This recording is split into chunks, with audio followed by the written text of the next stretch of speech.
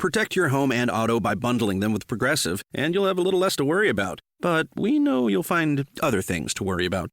Like that text you just got from your boss? Hey, call me when you get a sec. Hey, call me when you get a sec. Hey, call me when you get a sec. Oh, hey, call me when you get a sec. Yeah, this is bad. Oh, well, at least you protected your home and auto with Progressive, so you don't have to worry about that. Progressive Casualty Insurance Company affiliates and other insurers not available in all states. Hey, welcome back to the Almost 20 podcast. I previously did an episode on the same topic, right?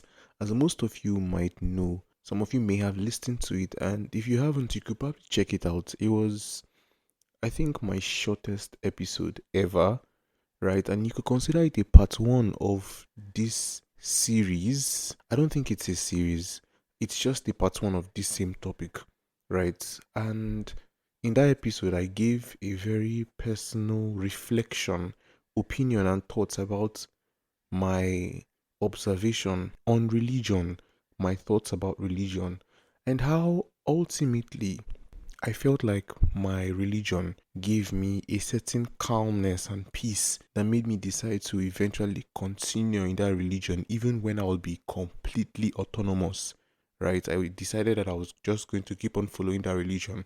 Ultimately, because it brought me peace, it brought me comfort. And then in the part one of that solo episode, I then urged you guys to ensure that whatever religion it is you practice gives you peace, and make a decision for yourself on the values and the alignment of your religion in your values that you would want to uphold, because eventually you would grow up to be somebody who would have to make decisions for yourself, and it's best to get clarity in the religion aspect as early as possible. And so in this episode, I have my guest with me, Esther, and we go very deep into the topic of religion, particularly centering on Christianity. And this is because I and Esther, we are both Christians, although from two different denominations. I come from a Catholic denomination and she comes from a Pentecostal one. And I think that ultimately makes the entire conversation a unique one. And so this conversation, I believe, is for anyone who is interested in understanding the different conversations that revolve around Christianity and the challenges that most Christians would face in this religion. Ultimately, it's not just a conversation for Christians and the Christian religion, but we both talk from the perspectives of Christianity. I hope you have a good listen.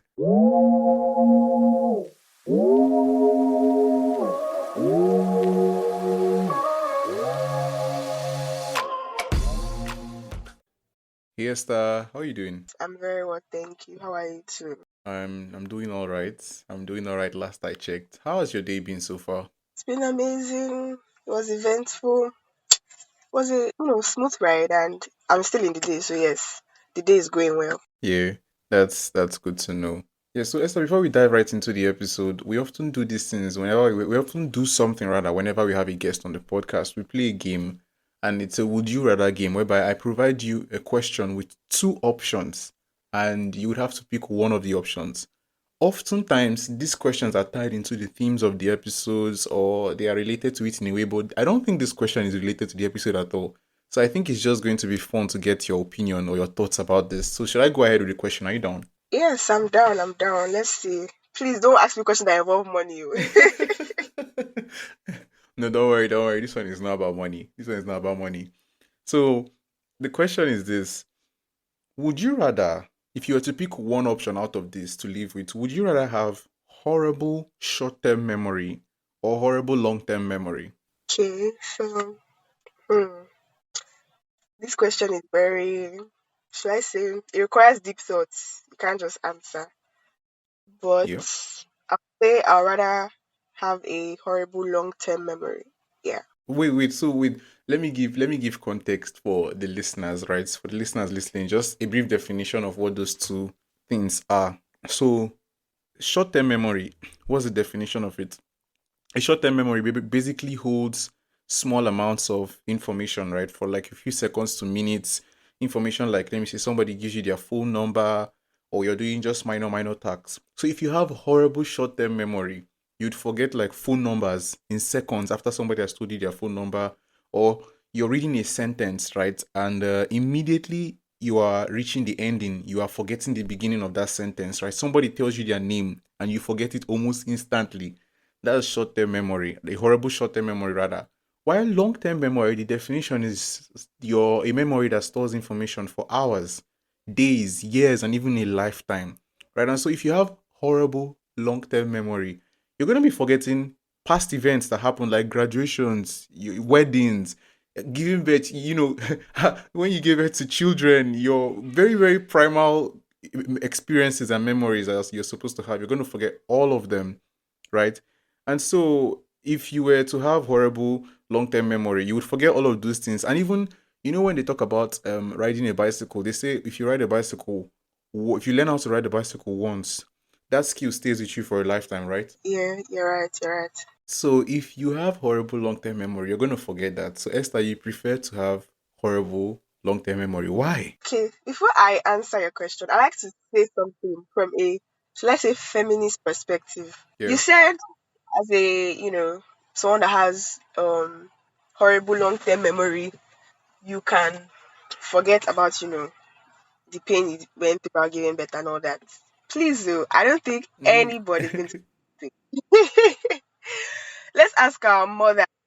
Nobody's going to forget that pain. Like, once you just, let me use the word, remember, once somebody just reminds you that you gave birth to this person and this is, the hours you spent, the person will just be like, like the memory is just going to come back, like it's going to hit very hard. So, yes, you Yeah. can't forget pain you went through in giving birth, but you can forget about that thing. I'm cool with it. I'm cool. But but So, but I chose, but in this but no, Esther, no, that's a bit biased now. Come on now. If in this episode, in this context, let's just believe that with horrible long term memory, it's possible to actually forget it. Let's say your let me say your child would see you and be like, "Mommy," and you'd be like, "Wait, who are you? Who are you?" That sort of thing. Yeah. ah, I'll be so sorry. I can imagine. Okay. So back to your question. Yeah. So the reason why Why did you choose it? I went with that option actually was because I feel like if you have a horrible long term memory, you tend to forget things that happened in the past, right? And sometimes you need to forget things that happened in the past so you can heal, right? So when they say forgive and forget and all that, yeah. So and also when you remember short term things more or short term events more, you tend to to remember short term events more, you tend to want to, should I say, rehearse or keep looking at them so you can remember them. And it's just a way of, studying and, expanding your brain. I think the scientist says you have not used up to maybe, I think 1% or 4% of your brain. I apologize to scientists in the house. So I think if you have a short term memory, you want to, keep on reading, keep on studying, and yeah, that's life. Life is a continuous, reading process. So that's why I took my option. So I can keep studying, I can keep challenging myself to, to memorize things more. And it's going to be annoying. Imagine you are somewhere and then they are like, maybe you went for a competition and maybe you are giving the number two, to come and present, maybe a talent hunt, and then they're like, oh, number two, please stand up. And you're looking at everybody, number two. They're like, number two, please stand up. And you're like, where's number two? And they're like, number two, please. And you're Yeah. like, oh, I'm number two. And they're like, look at the tag on your shirt, like, oh, I'm number two. You can imagine that kind of thing. So, yes, I rather Yeah, yeah, forget yeah, old yeah, things. yeah. Thank you.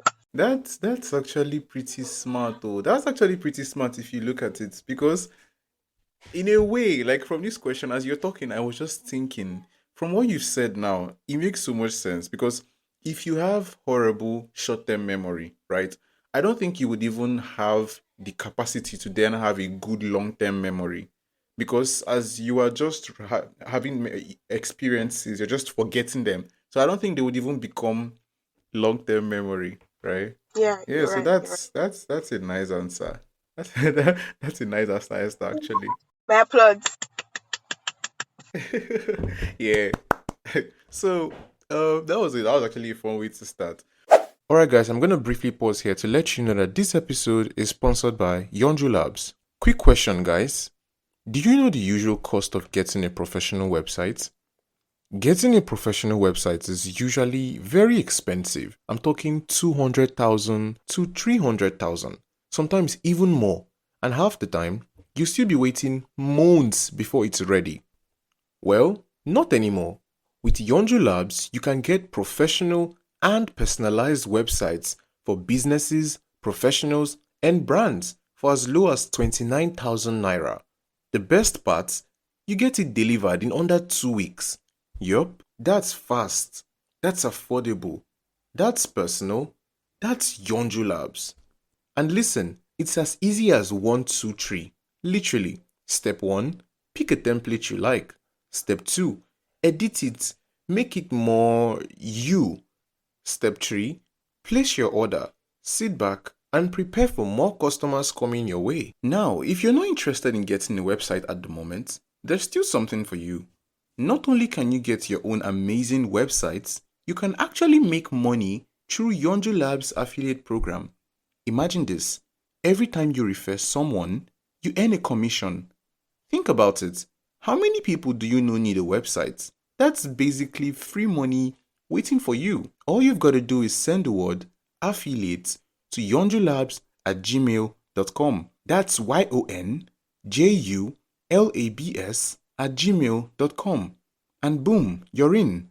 And before I forget, because you're listening right now, when you're ready to get your website, Yonju Labs is giving you an exclusive 10% discount when you get started through my link bit.ly/yonjulabs_almost20. That's bit.ly/yonjulabs_almost20. This discount is only available through my link, which is in the episode description. So really no excuses. Check out Yonju Labs on their socials at Yonju Labs or visit their website yonjulabs.com. Don't miss out. Launch your dream websites in under 2 weeks at a price you love. Yonju Labs. Fast, affordable, personal. Now let's get back to the episode. So Esther, moving into the episode, right? We've actually known each other for a while, right? And you've been a huge support to me in my faith journey. I know in certain periods of time, we've had really deep and meaningful conversations, right? Especially ones revolving around faith and support. And I think you've really been a huge support to me when it comes to that. And I think what a lot of people might not actually know is that we actually come from different Christian backgrounds, right? Or as most people might understand it, different Christian denominations, right? I'm from a Catholic background and you're from a Pentecostal one. I think that, the entire thing, it sort of makes this conversation a unique one because we are not here to sort of say, this is what you should believe, this is this particular denomination you should follow, but we're sort of here to have this honest conversation about religion and when it feels confusing and how we can all find a faith that truly aligns with our own diverse personal journeys, right? And so thank you for being on this episode with me, Esther. I really, really appreciate it. Pleasure is mine. I'm glad to be your guest. Yeah. There is this question about how somebody can know if religion, the particular religion they are in, is a right fit for them. I think that question is a really important question. And so how can somebody know if a religion they are in is actually aligned with them in their personal journey? Okay. So to start with, the first and maybe the only religion you practice is greatly dependent on or is influenced by, your parents or your guardians. I'm saying guardians because not everyone, grows up with their parents. Some people grow up with their grandparents and, distant relative and all that. So when you get older and wiser and you begin to, let me say, go through the circumstances of life and you face challenges, if the religion you are practicing doesn't align, with your personal journey or give you peace, you will definitely feel the nudge to, convert. Unaligned religion brings unsatisfaction, so therefore that brings about conversion. So, in simple terms, the religion that aligns with your personal journey just will bring you peace. Yes. Now, I'm sort of curious, and I know that, like you just said now, religion, the religion that a lot of people are in is not a religion that they choose by themselves. For many people, it's religions that they grew up in, right? So their parents, people around them were in this religion and they were born into those religions. And I would sort of believe that it's the same for us. Yes. Right. But would you say that there is something in your religion that actually drew you into it, aside the fact that you were born into that religion? Okay. Not exactly at the same time, yes. So, growing up as a teenager, I, scaled through some, shall I say, hurdles that I ordinarily wouldn't have if I did, hold on to my faith. And I just feel like that's one of the main things that drew me to my faith. As a teenager, you go through, should I say, mood swings, all those things. Sometimes, you know, there's this depression that I go through as a teenager, but it's not actually depression. It's just, let me just use the word used for exuberance. Everyone is feeling depressed. If I want to feel like, okay, now, make myself joy, that kind. So you understand? So yeah, I just felt like, Mm. um, with the help of my parents and that were older around me that saw the light in me, they were able to, me back on time to, let me say the path of Christ. Then on my own, I, began to open up and then I began to see that, okay, this is the light. And from there, I was just, drawn. And then I got closer to God. And yeah, that's where I'm currently in my faith. Yeah.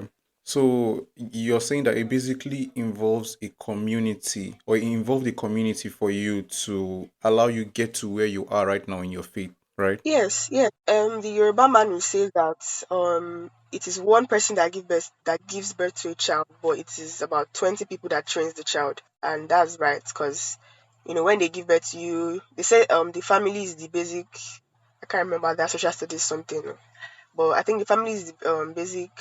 Should I say training point of the child? So from your family, go to the community, your street. Maybe when you see someone one elder, you're not meeting them like, oh, you doing good, Yeah. things like that. So great. You get to school, get to primary, secondary, then from there. So yeah, a community, it takes a community to, Right. So have you had moments whereby, and this question, I believe a lot of people listening actually must have felt this sort of feelings when it comes to their religion. Have you had moments whereby you felt like your religion, along the line, you felt like your religion maybe wasn't the right fit for you, and you started questioning the purpose of that religion in your life? How did that moment actually feel like for you? okay. So I don't think I've had that particular moment, right? Because I would Mm, say religion wasn't made uncomfortable for me. Like I don't know how to explain it. Not everyone grows up in homes with understanding parents, right? That right. it's always church, church. Their parents don't even want to know if they're actually, gaining from the church or they're just going to church just to mark attendance. And yeah, so I'll first of all say that I didn't grow up in a home where I was made uncomfortable with my religion. So I didn't really have a time where I, didn't feel like my religion was the right fit. But I had times where I felt like, oh, maybe God was not answering me, or maybe I'm too big of a sinner, or I just done something that, oh, it's not just worth, God, should I say, look upon me with mercy and just answer my prayers. So, and Yeah. most significant time where I had that occurrence was when I was seeking admission to the university. Man, it was a tough time for me. I think I told you the story already. Yeah, so it was Yeah. months of, I don't want to say hell, but God still came. It was about, I think, 4 months or so of praying, preparation, and then at some point, I'll go to church and pray, and I'm like, is God not hearing me? And I'm like, what did I even do? Is my sin so big? When that feeling when your Yeah. friends are, putting pressure on you that what's going on? Well, it's not your turn yet. Alpha. And they're like, Yes. I'm Yes. Yes. so God is waiting. God, how far now? If your friends are saying how far, you're saying God, how far? So yeah, that was how it was for me. So, but one thing that helped me was the fact that I had already built on my conviction. I knew that okay, yeah, I don't have any other thing that can answer me. I don't worship idols and things like that. So I knew that okay, it was either God or God for me. So I just had to just consider that God, if you don't help me, there's nowhere else I can go. So we die here. That was it. Yeah.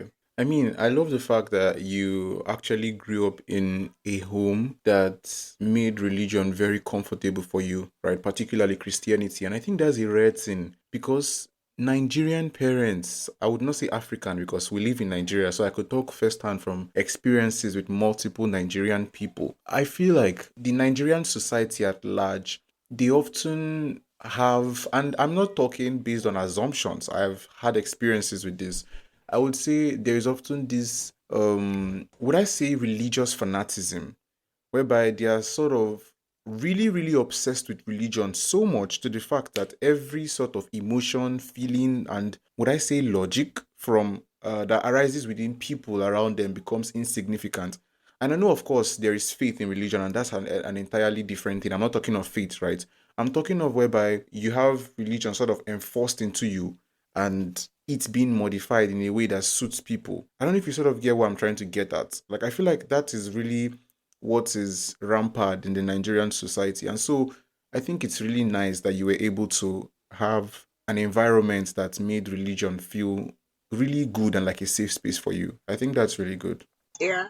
Do you mind if I, shall I say, share an experience on, people that also have that? I did have, but I have people around me. Do you mind if I, say something on it? Yeah, yeah, yeah, sure, sure. All right. So, sometimes people that the religion is usually enforced on them, they end up not accepting the religion, and when they finally do, it ends up being late. Late in the sense that it's either they are too old, they have already gone astray, or maybe they even lost their lives already, basically. So, I just feel like if you are a Christian, for example, you are a Pentecostal Christian and maybe your parents are pastors or evangelists in church, and then maybe every morning 7 a.m. pack your bags, everybody we are going to church, and then in church we stay from 7 till 4 p.m. And then, because your parents are pastors, they are counseling, mommy chukudi, daddy Ire is waiting and things like that. And you just get so tired, like, God called my daddy did not call you. So I personally just feel like you should just try to have a personal relationship with God, because first of all, heaven is personal, your salvation is personal, this relationship with God is personal, the reward of the relationship with God is personal. So if you are able to establish a solid relationship with God personally, I feel like you might understand where they're coming from, and then you might be able to respectfully air out your point. I understand the fact that African parents can be, I'm sorry to say, mom, if you're hearing this, I'm sorry, annoying, but just need to learn how to respectfully air out your point. You could just be like, no, after you have, let me use the word, received the message from God, that's the best I can put it right now. You just meet your mom and be like, oh, mom, dad, I understand the fact that you guys are working for God, and I'm really happy. And I just want you to understand that sometimes it's not really convenient for us. So if you don't mind, if you know, you can just, think and just devise a means that'll be comfortable or convenient for the two of you. If your church is not too far from your house, you can just be like, oh, mom, dad, I'll save up money from my weekly allowance. And do you mind if I take bike home? While you guys are still in church, and I'll just go, my God. You can just sweet talk them that, oh, I'll go and cook food, or I'll just, go and, take care of the Yeah, house. So yeah, that's just it for me. But I feel like first you need to establish a relationship with God so that God can, let me use the word, tell you what to do, tell you the right path to take. Because not everybody's parent is not the same. Some people's parents are very strict. You dare not even bring up the topic that I can't wait for you again, mommy, daddy, I'm sorry. And again, I'm yeah. saying respectfully air your points. Respectfully air your points. So yes. Yeah, no, I get what you said, and I think in a way I sort of relate to what you just said about how Nigerian parents, they often would pursue religion or do stuff that have to do with their religion, and most times it seems as though you're just being tagged along when you have or you think you would have other things that you would better do or rather be doing, right? I think personally for me, I've had moments whereby my dad, right, he's very understanding, very, very understanding. But there are moments, right, where I would say he I would say he has this moments whereby he gets he wants to sort of, how would I put it? You know, when he sort of just, let's say, wants to get closer to the religion, right? And maybe he's like, he wants to just get closer to the religion. Yeah, that sort of thing. And so he would then take all of us, we the children, and he would take us to church and we'll stay there for long periods of time. And I think in the Catholic Church, there is, instead of service, right, we call it mass. And so he would want us to go for morning masses, we'd go for evening masses. Even on Saturday, we'll go to some organizations in the church, and then we'll go back to church on Sunday. And then so it can get pretty hectic. And I totally relate to that. I totally relate to that. So just like you said, it's sort of finding this respectful way to put it to them, right? But what would you say a person now who has parents who are like very, very strict? I'm talking so strict that their word is final. If they say yes, it's yes. If they say no, it's no. God created everybody. There's nobody that can't change. That's what me I believe, honestly speaking. Coming from someone that has dealt with a, shall I say, tough roommate, there's nobody that God cannot change, right? So Yeah. I just feel you can just pray to God about it and be like, "Ah, God, this thing, you know that okay, maybe you have to have a good reason. You know, I need you to understand. I need everyone to understand that when you're talking to God, you need to talk to God like, oh, you guys are together. You need to see Him there. So you need to have a good reason that, oh, maybe I have assignments to do. Maybe if you're a student working, you're like, oh, I have office work to do. I have school work. I have my project. Be like, oh, God, you can see that if I stay too long in church, I'm not able to meet up and I can't meet my parents. Please, somehow, just make my dad realize. And then you just see that one day, that is just be like, ah, it's like you have one project that you're doing, Abby, and you're being complaining, or you just go home. You just be like, eh, is it a miracle? Yeah. Like that kind of thing. So I just personally feel like first of all take it to God. Then secondly, there's something that people usually say about me that I'm bold.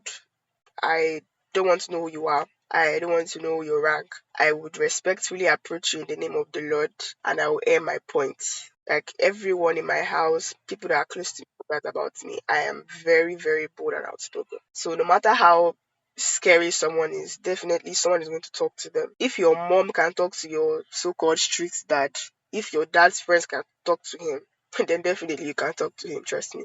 There's no one that doesn't have a soft spot. In fact, you don't even have to sit him down. You can just even chip it in between a conversation when he's happy. Maybe when he's eating his favorite food, you just be like, ah, daddy, how fun now? You see, the way we dey take for church, I not to like like you just have to Yeah. understand the kind of people that you live with and then just use that particular pattern to just work with them and yeah, you see that there's a change. Yeah. Right. So, Esther, that's actually really solid advice. Thank you for that. I wanted us to talk on something that you talked about, right? And I feel like what I'm about to ask, they all link in a way. So, you mentioned something about, struggling to get into school, like the whole admission stuff, having issues with your admissions, right? And I relate to that too. And we've had conversations about that. And I believe we'll get into that. But I saw somewhere that said that sometimes bad things that happen to people, they are a redirection, right? But then the post also said to acknowledge that sometimes bad things just happen, right? And do you believe that most of the time bad things happening is not just a redirection? Sometimes bad things just happen. Yes, I agree to the both of them. Bad things can just happen and sometimes bad things happen as a redirection.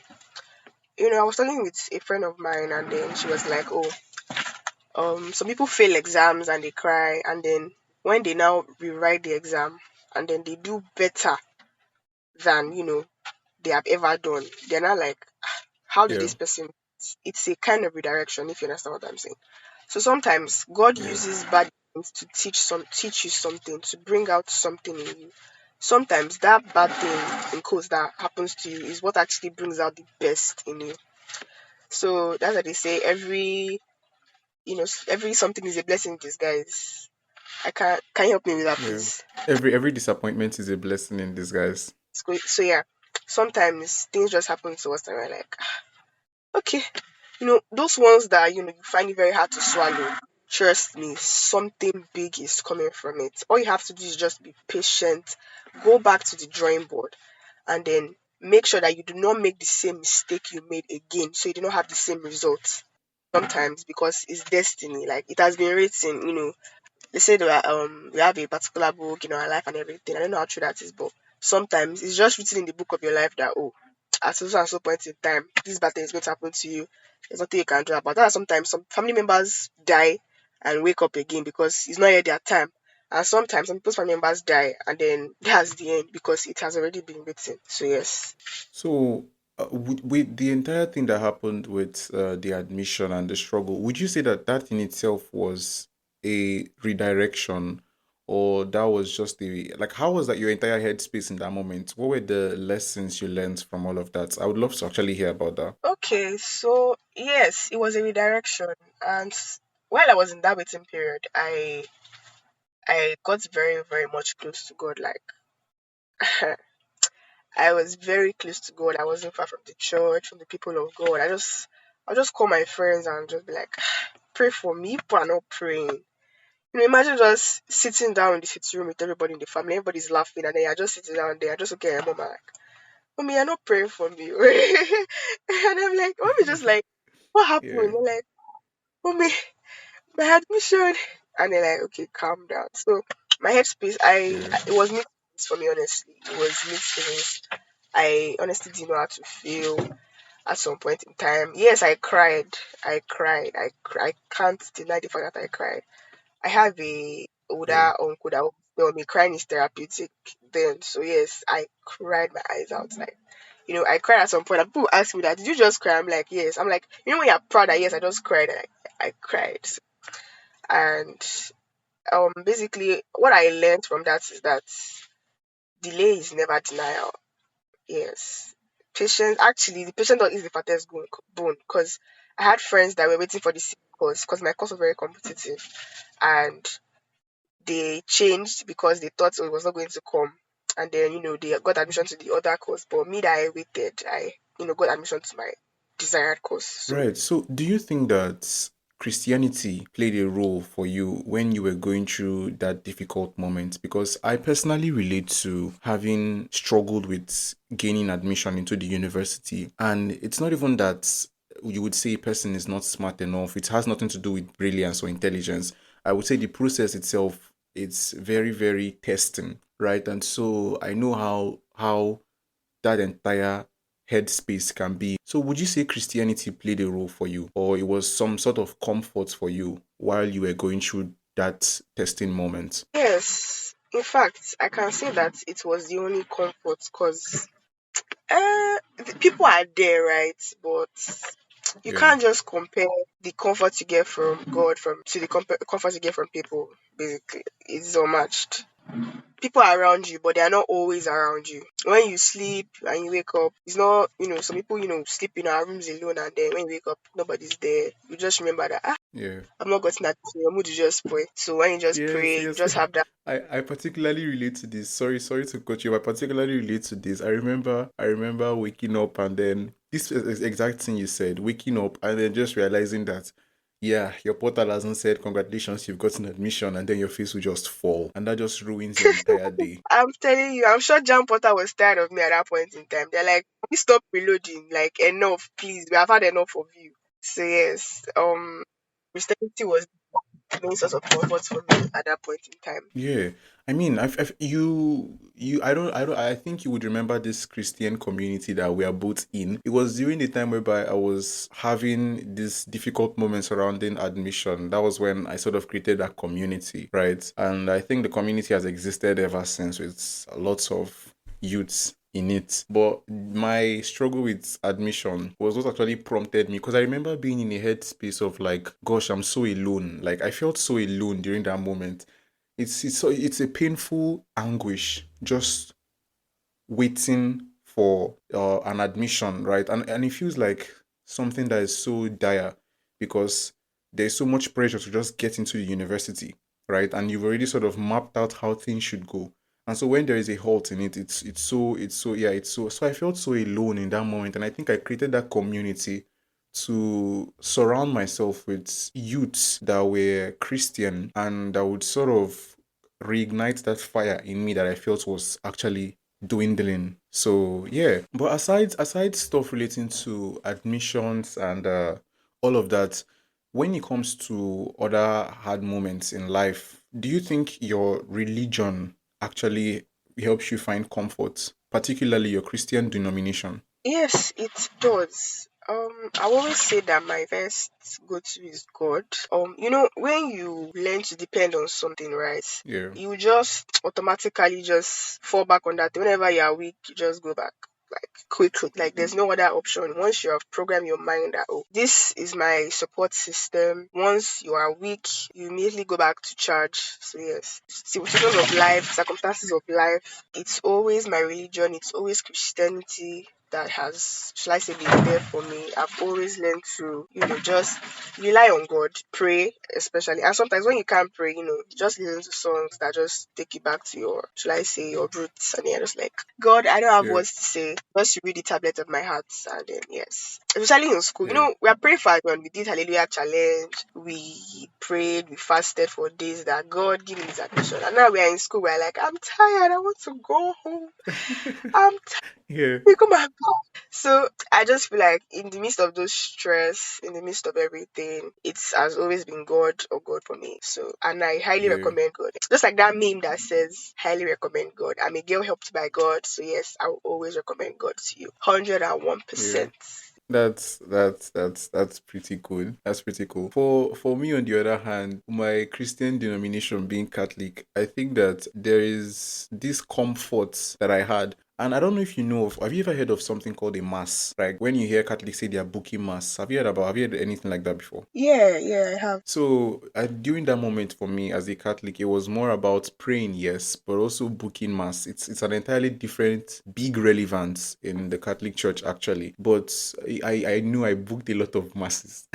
I booked a lot of masses. I think in the Catholic Church that's a really high significance, right? And so it's sort of like a prayer point, right? You would book it, and then whenever the mass is being read, mass is just the name Catholics call their own service. I would say Pentecostal churches, it's called service, right? Yeah. Right. So Catholics we call it mass. So when a Catholic is booking mass, they put their prayer points into paper, right? So I think they would also put some sort of offering, right, if you want to, and then you would put it in the altar of the church. And so before mass starts, whichever mass it is that's going to happen that Sunday, they would read the mass intentions, right, of the person, and their entire service would be sort of a prayer request to God for that particular person. You get. And so I booked a lot of masses for that time. But I'm glad it's something we were both able to cross, and seeing that we both found comfort in that. But I want to ask you now, yeah, do you think your religion still sort of supports you in this very moment? Do you see yourself being in the Christian religion for a very long time? Or do you think it's something that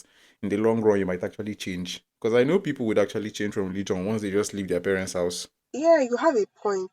So, like you said, when they leave their parents' house, I said earlier that my parents didn't make religion, uncomfortable for me. So, I see myself in Christianity for a long time because my parents made, should I say, life easy, and it's not flexible per se, but they weren't strict. They just took us to God. This is the way. Like my dad would always say, "This is the way I've shown you. This is the only way I know. Take it now." So Yeah, they show us that this is the way to God. You have to go to church, you have to read your Bible. We do morning devotions together at home before we go to school. They go to work and yeah. everything. Yes, I see myself in Christianity in the long run, in the whole wide world run, forever and ever while I'm running. Yeah. No, I think I still see the same. I think in the previous episode, the part one of this episode, I said the same thing. And I think it was particularly for me, it was more of me just finding personal comfort for in this religion. You said something while we were talking. You were talking about how finding or having a personal relationship with God is like a solid route, would I say, that would enable you actually stay in Christianity or enjoy Christianity, right? You said something like that, right? Yes, But I so I did. think for me, yeah, it was finding comfort and having this personal relationship with God, right? I mean, hey, it's not perfect all the time. It's not where I want it to be. I'm not gonna lie here, but I think that alone and just having comfort in the religion and in the knowledge of what I've been able to know, I think that made me make a decision not to actually leave the religion, right? And so, I mean, it's beautiful, Esther, that we have good relationships and good relationships with our religion and all of that. But I wanted to just ask you and get your thoughts on this. What do you think for people that are not actually Christian? I'm talking Muslims, I'm talking Hindus, I'm talking Buddhists, I'm talking people from other religions or even traditionalists. Do you think that because a person is from another religion, that automatically hampers the way you relate with them? Do you believe in that whole ideology? I honestly don't. I'm grateful for the environment I grew up. Hmm. I come from a Christian home. My parents relate well with Muslims. I'm sorry, please, if there's any traditional worshiper listening to this, it is scary to relate to you guys. I don't want to touch you and I'll turn to a piece of yam. Are you So serious? I'm sorry, but Yeah. for Muslims, But I by had a but by traditionalists, I don't mean like people with involved in fetish practices, right? I'm talking somebody who just believes in their culture and the way of their land much more than they believe in Christianity. Do you get what I'm trying to say? I've come to realize that there's actually a distinct between the both of them. People who are yeah, involved totally in honest. those fetish, yeah. Or But coming from a do you still feel the same way about all of them, regardless? kind of, I'm Yoruba, I used to watch Yoruba film. So imagine you're playing with your friend, right? I want to show you a Yeah. trick. And I'm like, oh, what's that? And he's like, okay, stretch it right now. And he just touches it. And then he's like, bam. And then you turn into maybe a goat. And he's like, oh, yeah, be going. I'm like, ah, guy, I beg now. Change me back. I beg. So, yeah, that's what but I'm just joking. Jokes apart. So for Yeah, yeah, traditional yeah. worshippers, it will be difficult for me, but I try as much as possible to not, um, discriminate people or be selective with who I relate with because communication is key, Mm, communication is life. So while I interact with people properly yeah, and without saying okay, you're a traditional worshiper, you're a Christian, you're a Muslim, I also try as much as possible to protect myself. So for Muslims, I mm, have Muslim friends. I have a lot of Muslim friends. In fact, in my school, I have a lot of Muslim friends that are my classmates. I remember in my secondary school, I used to have a very good friend that we usually sit together in class. We ate together, we did everything together, and she was a conk Muslim. In fact, she read the Bible with me, but I couldn't read the Quran with her because I didn't understand Arabic and I wasn't ready to learn. And if my mom heard I was learning Arabic, she'd be like, "What's going on?" So, yeah. But apart from that, mom has Muslim friends, my dad has Muslim friends, so definitely I have Muslim friends. They come to my house, we play, my parents know them, so yes, I make friends with people of the other religions. So for people from the other yeah. religions, yes, we are cool. So you say you're sort of open-minded to it while staying grounded in your own religion. Yes, I'm very much open minded. I'm very much open minded. What if, okay, for example, maybe you need Yeah, a job opportunity and then you go for a pitch and then the CEO of the company is a conk Muslim. In fact, he owns a mosque. Are you going to say, okay, because this man is a Muslim and he wants to award me a contract, I'm not going to take it because he's a Muslim. Come on. yeah, That's yeah, not yeah. that's not really, like I say, it doesn't really make sense, right? Unless you are giving an Mm, instruction, maybe from God that okay, don't take this job for one reason or the other, then I don't see a reason why, yeah. you should. But you will be surprised that a lot of Nigerians behave that way. If you're not part of their denomination, they are going to limit or even cut off their relations with you. Yeah, I can't blame them. The country we are in is, God help us, let me use that word. I don't want to say terrible, but there's a lot Yeah, of diversity going on. There's a lot of riots. Remember that bombing that happened in, I can't remember what part of the country. Sorry, yeah, what part of the yeah, country, and killed lots of Christians because they were Muslim states or the Boko Haram. It yeah, was just yeah, a yeah. lot. So I feel like things like that is just going to agitate Christians more and more. Imagine a Christian being Mm, killed because he or she is in, Sudan or one Muslim country. It's yeah, painful. So I won't really blame Christians, and I just feel like just as Christ loved the church, let's learn to love everybody equally and just spread Christ love. Some people say yeah, that you might be the only Bible that unbelievers read. So for unbelievers, as Christians, our character should be the Bible that they will read. Our character should be what will draw them to Christ. Imagine maybe right. you have a Muslim neighbor and then the person loses a family member and then when you pray in the name of Jesus and the child wakes up, the person is going to be like, "Are you for real?" Imagine there were other alphas there. I'm sorry if this is offending to any Muslim listening to this. I'm really sorry, but imagine there are other Yeah, alphas that have been praying and offering prayers and everything, and then the child hasn't woken up, but you just pray in the name of Jesus, and maybe you just annoy the child, and the child wakes up, and they're like, "You're a Christian, your Jesus did this. I want to follow you," basically. So yes, while both and yeah. all religions are important, yes, I definitely feel like it's important to respect other people's religions too. Mm, that's really thoughtful actually. That's really thoughtful. I wanted to I'm coming to think about it now, and I think that the way our parents actually relate with other people, I think it rubs off on us in a way. Because just like you said, your parents are comfortable with people of other religion, people of other tribes, right? I also relate to that because I know my parents, they are very, very involved with a lot of other tribes, they do businesses with people from the north, from the south, from the west. And my dad even speaks the three major languages in Nigeria. He speaks Igbo, he speaks Hausa, he speaks Yoruba.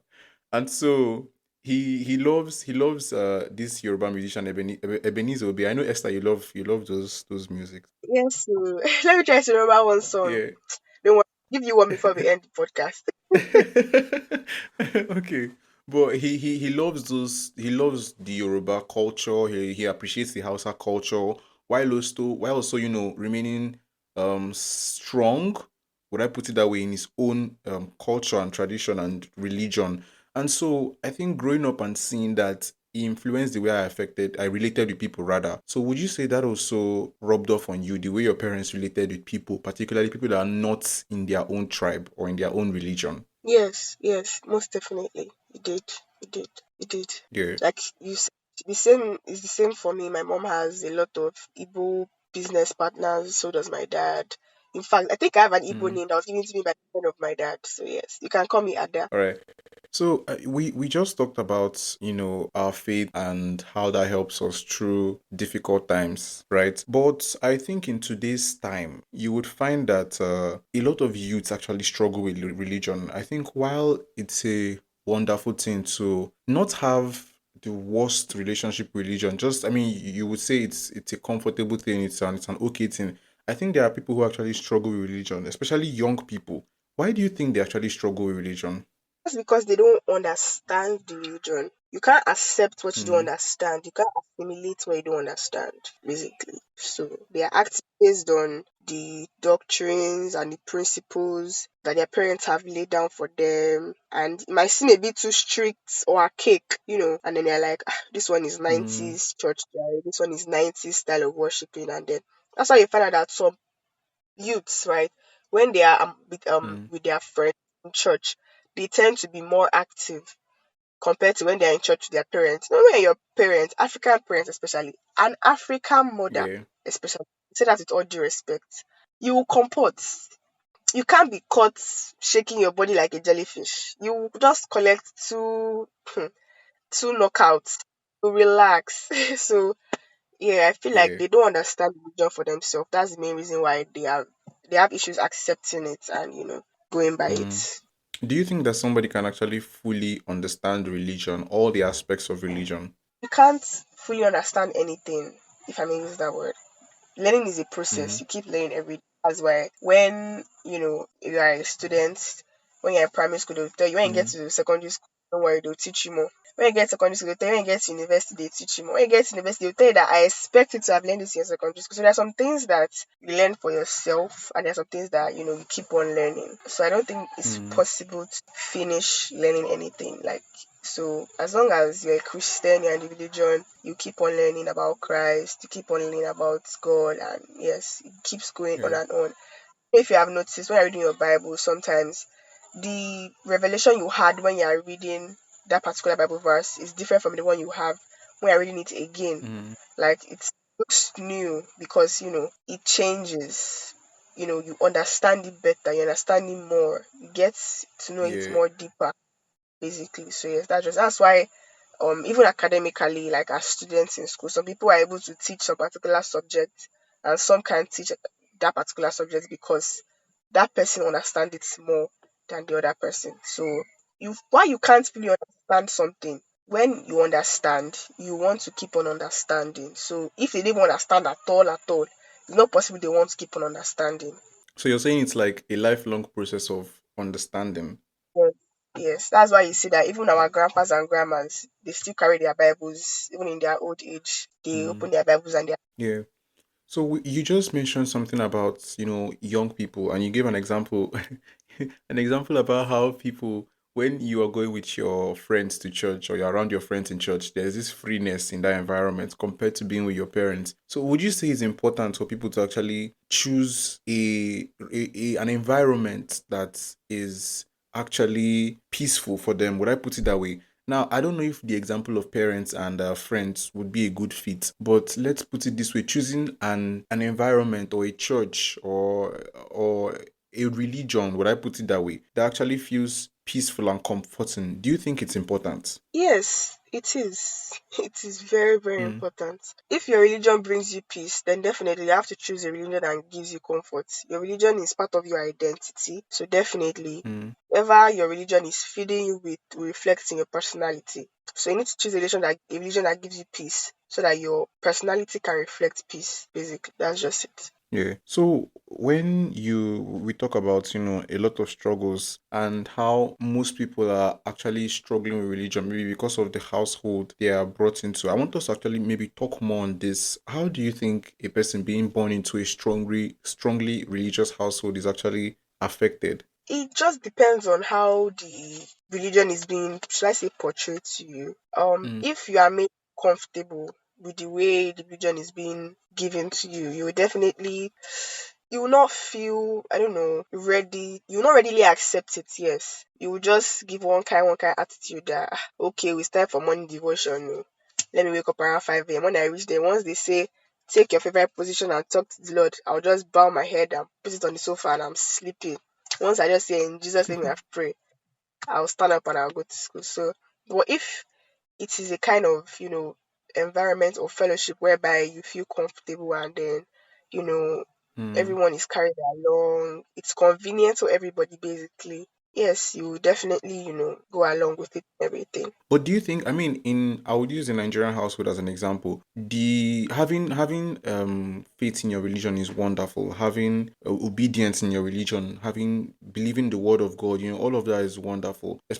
Even when it extends to other religions. But do you think there's a fine line between being obsessed with religion, not Christianity, not a relationship with God, but being obsessed with religion? Do you think there's a fine line between that and faith and obedience and all of that, especially when it comes to family and upbringing? Yes, yes, I totally agree with that. I there's like not there's no fine line. There's a big, should I say there's a big line, like it's very obvious. I don't know, Nigerians are very, I say this with every form of Yeah. respect, everybody. I don't want to myself on Twitter. Nigerians are very, very good at overdoing things, right? This thing Mm, is scratching me today, but we tend to take things that have been introduced to us and just carry it on our head, multiply it by three, and then just push it out. There's a difference between mm, being obsessed with your religion and being devoted to your religion. Some people take the religion so seriously that if you're not part of their religion, you're seen as either a devil, you're seen as an unbeliever, you're seen as a sinner, you're seen like the fact you're right, going to right, hell right. heaven for you. Some people they'll just tell you. So when they are, you need to see some people evangelizing, and you're wearing trousers on the road as a girl, or maybe whatever. You just see them. You there, that girl on black jeans, hellfire. Come now, Jesus is waiting for you. Secret, Yeah. and then you be like, ma, I'm going to work. And in fact, like it could be annoying, but we just need them to Yeah. understand the fact it's not wrong to preach your religion, but the way you give it to people actually matters. You need to put it in a Mm, acceptable way so people can listen to you, especially our millennial generation. We need them to understand that I'm not protecting Gen Zs, but we need them to understand that Gen Zs don't accept things the way they bring it. This generation is fire for fire, like back to back. So we need you to calm down, tell us your thoughts, put them on a plate. Let's select the one that is good. Let's trash the one that we don't want, and then let's come to an agreement. But millennials don't want to understand that. They just want to give it to you as it's hot, like, oh, this thing is wrong, it's so wrong. I don't want to mention any church right now, but yeah. some churches that go for evangelism could be very, in fact, as people that don't attend that church, you are scared when you see them approaching you for evangelism. You're like, oh god, what am I going to hear this time around? Yeah. So and I'm like, it's not supposed to be so, because the gospel of Jesus Christ is good news. So you should be happy to receive Mm, good news, not perplexed. right. You just need to call them to order and then give them a formal form of orientation. I feel like Gen Zs, if you're listening to this and you maybe are leading an evangelism team, I need you to have a kind of training session for evangelism. Before you put people out for evangelism, you need to train them on how to approach people, how to talk, the right things to say, when to run. Yes, because sometimes you Mm, go to preach in maybe dangerous areas. You are seeing someone smoking and you're still saying give your life to Jesus, and the person is telling you, auntie, please leave me. And you're still saying give your life to Jesus, and the person is telling telling you, auntie, please leave. My sister, please take your slippers and leave there. Some people just need to be prayed for and left alone when you're evangelizing. So you need to have that spirit of discernment to understand the fact that some things have to be done in a particular way and the right order. You can't keep using there's evolution for a reason.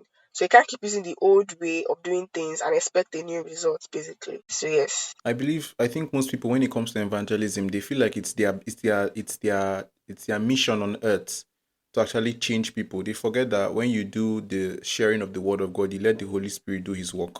They want to do everything. They are like Yes. the PA of Jesus. Those their white and red megaphones. Oh my No, god, no, Esther. I would laugh no, throughout this episode.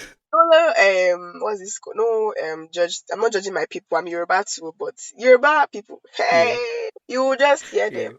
Yeah, you are from Jesus. Alright, today. Is it that today or never? You're like, I'm a Yeah. Christian. In fact, if you mistakenly reject tracts for some people, you will hear something like God put that shall I say, I've witnessed it before. Because I'm like, oh Mm. no, that I'm a Christian, I've accepted Christ, and I don't want to collect tracts I'm not going to use. Do you understand? Like, I think okay, Mm. yes, it was even a denomination that I know, like a church that I know. And then I'm like, oh Yeah. no, I think church now, we are together, we're one body in Christ. I evangelize too. So give the tract to someone that Mm. actually needs someone that will actually read it on the spot, that you can pray with on the spot. Because I think I was rushing somewhere that day. The next thing I heard was, Right. as I was going, I just got punished, and I'm like, for tracts? They were I talking. almost They, said, they ma, were please talking give to me. you. Yes. I almost went back and said, ma, please give me, I beg you, please. I'm like, ma, give me the tract. Don't worry, Wait. I'll collect. So I just feel like some people just need to calm down and, it's just orientation, basically. Orientation, that's just. Mm-hmm. Right. And so when it comes to, people being obsessed with religion, when it comes to a family member now that they have parents or guardians who are obsessed with religion, do you think that in a way it limits the person's, would I call it autonomy, deciding if that religion is a right fit for them because they sort of feel the religion being forced onto them? Do you feel it can, because I know that somebody can become a teenager, and as teenagers, you're going to be questioning this and questioning that and question. And so when you're in a household that is full of very strong, obsessive religious beliefs, right? Do you think that affects the person in a way? Yes, it definitely does. It definitely does. And Mm, most times, it doesn't always bring the best results because they are not right. allowed to express themselves at the right age. So when they finally have that freedom, they tend to burst out in their childhood just tends to burst out. The babies in them, they just burst out. And I see some adults that are 30 something, close to their 40s, you see them dyeing their hair. You even see some bleaching, you see some Mm, just doing crazy things and you're like, sir, how old are you? Please, can you rest? And it's a lot. right. I feel like if we are in a home that your autonomy is limited due to your parents, being strict and everything, I just feel like while the protection is 100% important and very, very much useful. I'm talking from experience. I'm the Mm, only daughter of my parents, and I mm, was in fact never protected at some point. I just used to cry in the house and be like, why? Where am I? mm. Rapunzel, let down your hair. But I don't have long hair, so I'm Yeah, just letting yeah. down my. So I'm like, where am I in this house? I can't see anybody. Mm, So for me, it was a triangle lifestyle: home, school, church, and I was inside the car always. So there was no interaction whatsoever. But now that I'm older, mm, I appreciate that. Should I say that covering that my parents gave me? Because a lot of my friends that had that freedom, we are on different levels now. I'm not shall I say mocking anybody or anything, but that covering that my mm. parents gave me an advantage, gave me an edge over others, right? So Right. yes, just makes you more Right. tush. So while it can be annoying, while it can be stressful, while it can be hurtful, while it can be heartbreaking, while it can be very Mm, annoying, sometimes you just want to throw tantrums and be like, oh mommy, can you just leave me alone? Can I just be free? Daddy, can you just allow me breathe? That was that. I can't remember that TikTok sound. It says, let the poor breathe, please. yeah. Give me my space. I need to Yeah. think. Why you want to think? Why you want to explore? I need you to enjoy Mm, that cover parents are giving you right now. Because when you mm, finally get that freedom, trust me, you want to sleep in your house all day. You just want to. In fact, when you have outings with your friends and they cancel the outings, you're like, ah, thank God. You just go back to your bed and just cover your head and like, oh, I'm sleeping. So Mm-mm. enjoy the Yeah. company because when the time comes, you have enough freedom that you deserve. So yes. So when do you think a person would know that the time actually comes for them to have freedom? Is it the legal freedom as in being an adult and then deciding, having all the time in the world to actually do whatever it is they want to do with their time? Honestly, I feel like when you begin to have freedom, you will know because your parents Mm, will, they would they will shift, they will change, right? yeah, There's some things that you will do that yeah, they will normally scold you, but when you just do them, when you have that freedom, they'll be like, "Oh, he's an adult now, Jerry." And one of yeah, those signs, it doesn't apply to everybody, right? Um, right. should I say the rod? Let me use that word, the rod. Mm, yeah. Using Something the almost rod every a black child can relate to. exactly. So that is a very significant part of, being free. It is very rare that you Mm, see a 20-something-year-old being beaten by his or her mother or his or her father. While you can, get scolded once in a while, it's not as frequent as it used to be when you were younger. And another thing right, is maybe um how they address you, how they talk to you. So they begin to address you with respect when you grow older, and right, they don't just be like, hey, you come here. They be like, ah, please help me get that thing. They begin to, just put right, some right. respect on it, and then yeah, so that's just it. So I feel like you will know. And please don't be in a Mm, rush to leave that baby phase. Enjoy it. Enjoy it. That's what I'm going to say. Enjoy it. That's one of the yeah, best times of it. While you're indoors, learn skills. It really helped me a lot. When I was indoors, I learned how to bake, I learned how to cook. I learned a lot of skills. I learned I'm not very good in graphics, but I learned graphic designing.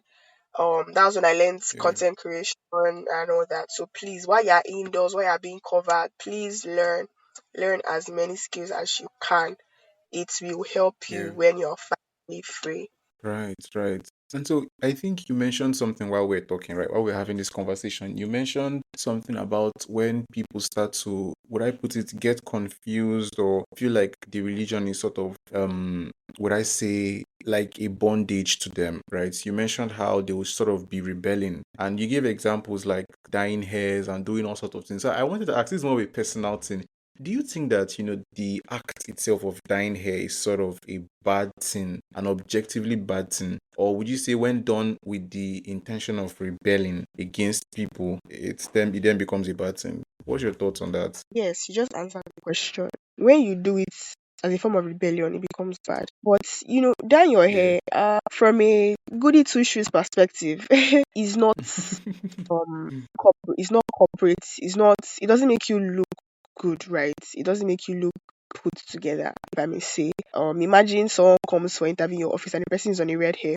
I don't know if I'm going to employ the person. Ah, I know I'm not supposed to discriminate, but okay.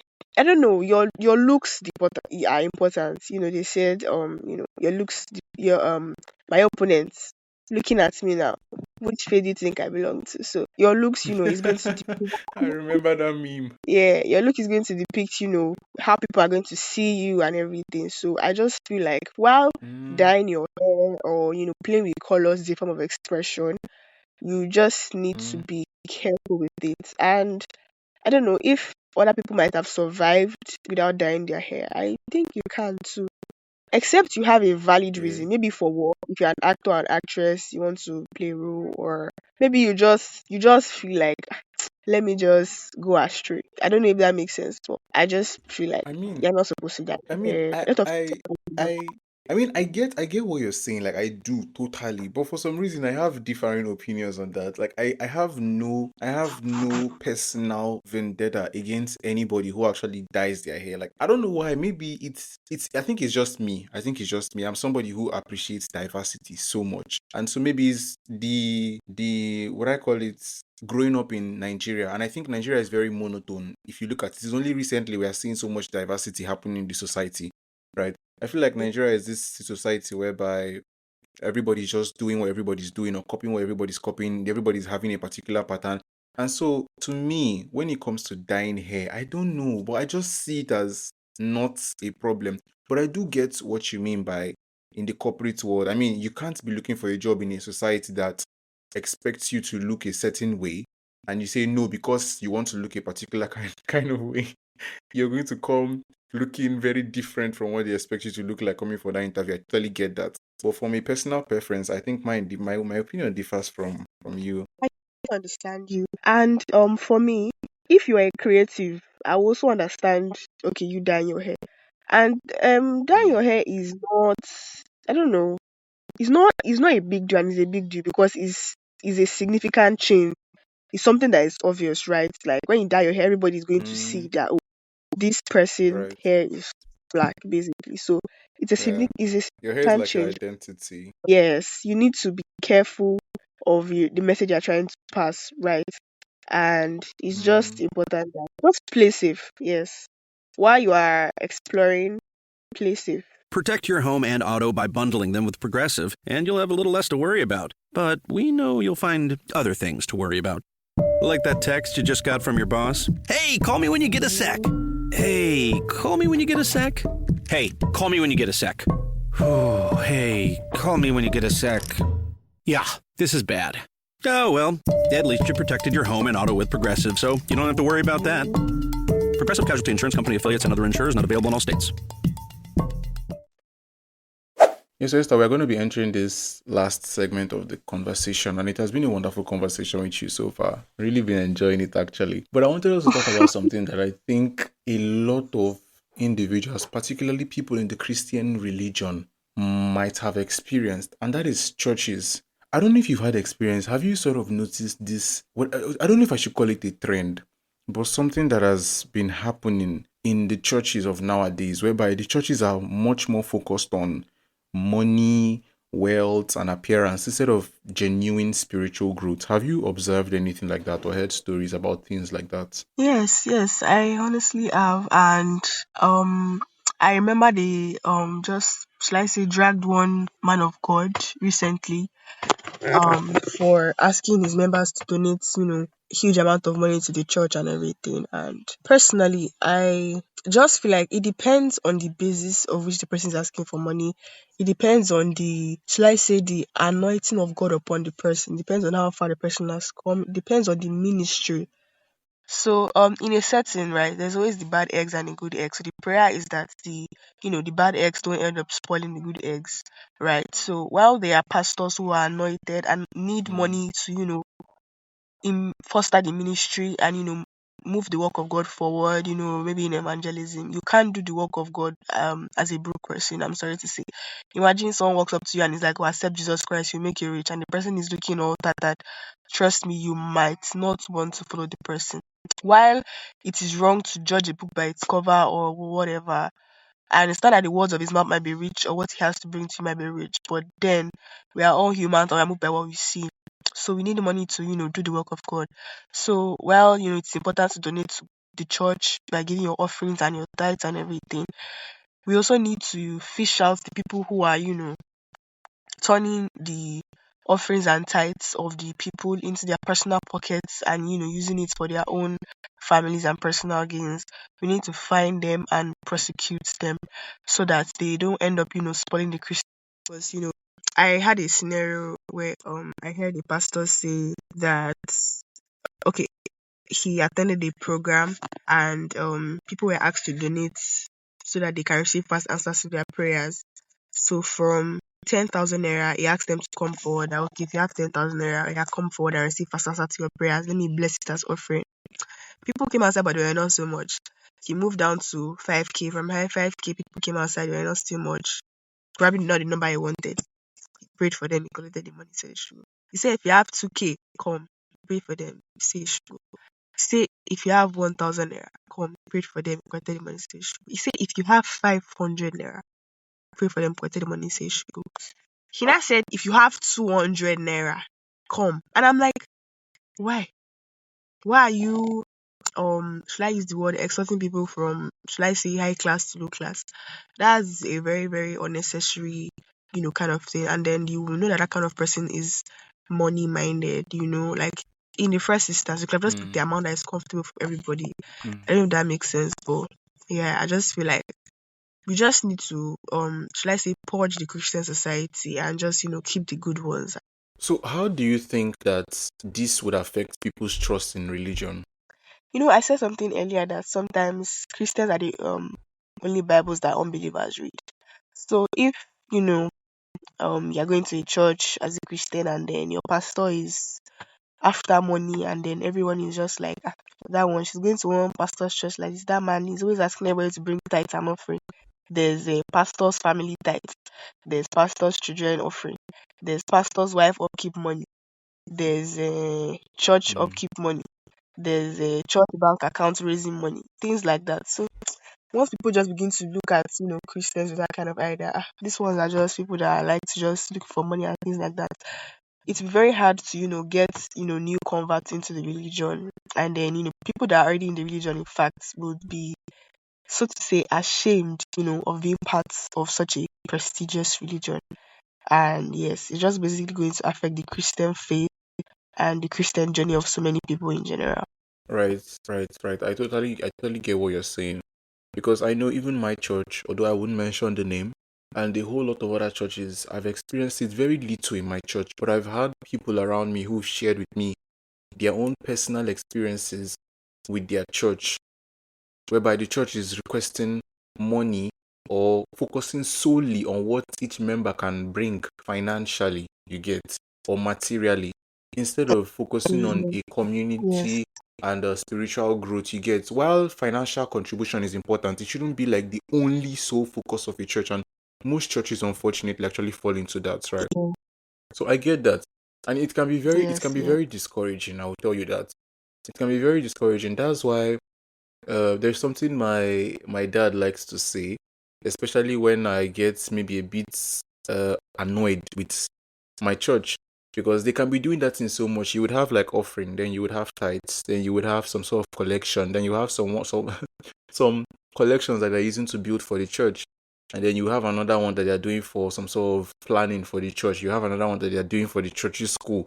Yeah, so it gets really annoying. And he was like saying that no matter how annoyed you are with, let's say, the Christian religion, particularly, he was giving me the advice for the Catholic denomination.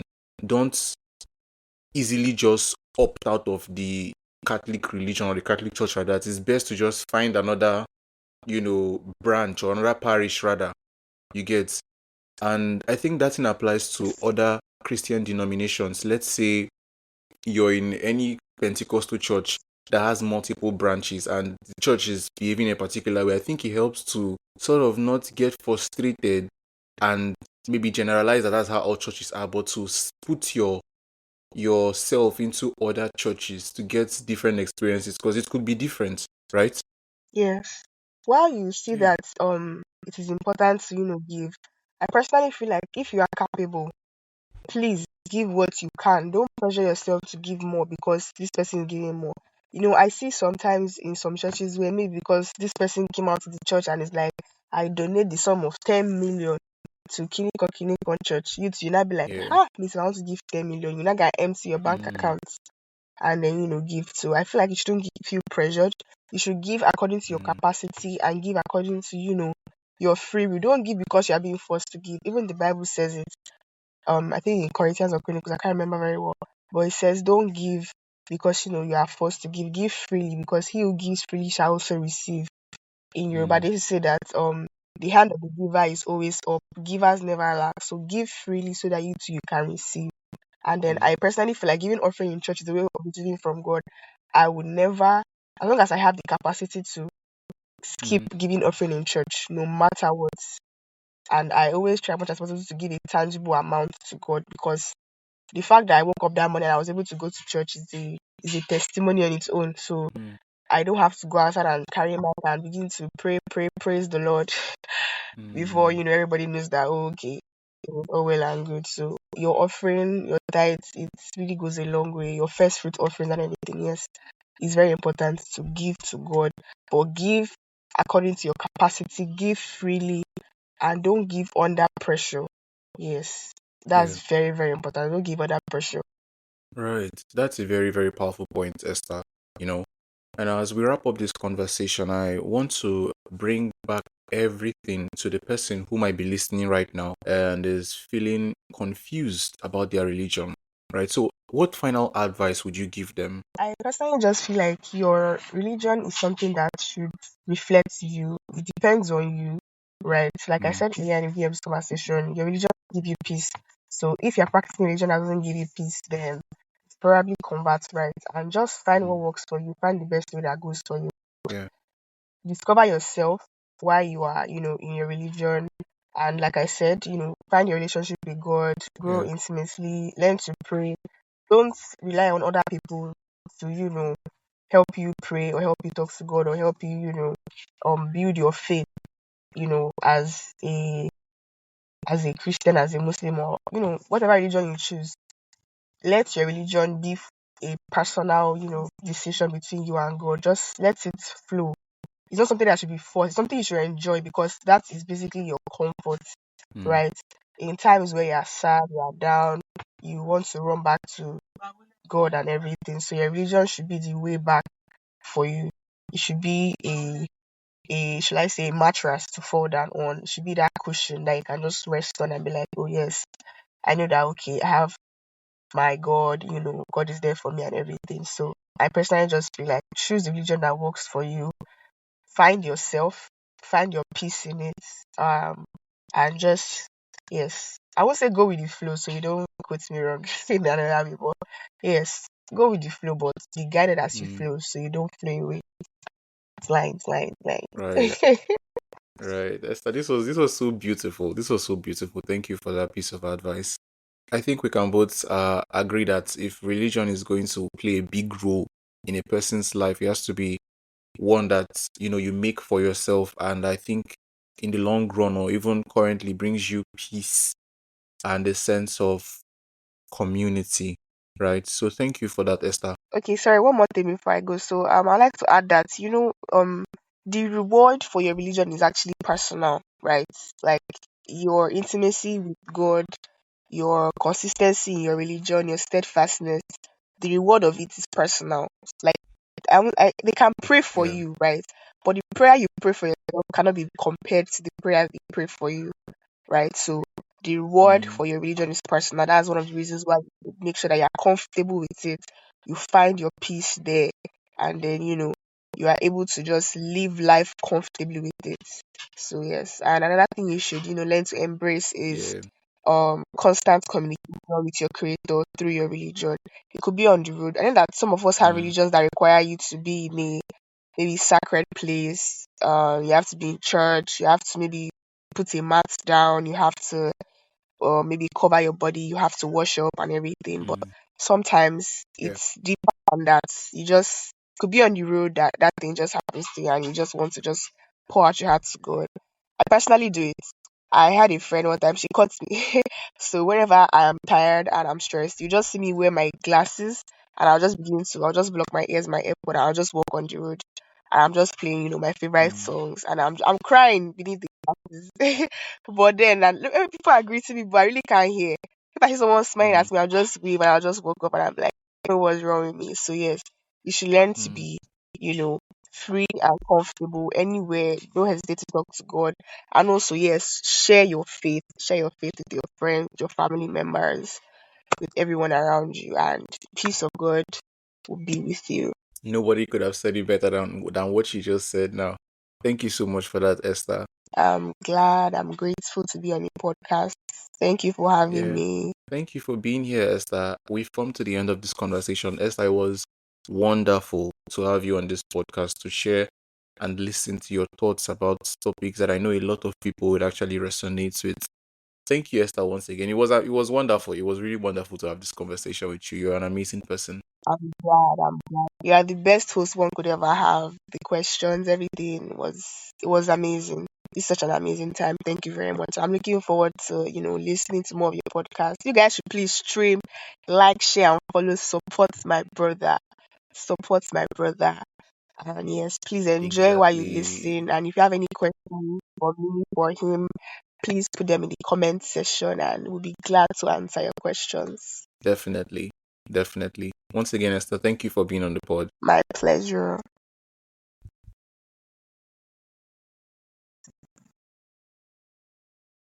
Protect your home and auto by bundling them with Progressive, and you'll have a little less to worry about. But we know you'll find other things to worry about. Like that text you just got from your boss? Hey, call me when you get a sec. Hey, call me when you get a sec. Hey, call me when you get a sec. Hey, call me when you get a sec. Yeah, this is bad. Oh, well, at least you protected your home and auto with Progressive, so you don't have to worry about that. Progressive Casualty Insurance Company affiliates and other insurers not available in all states.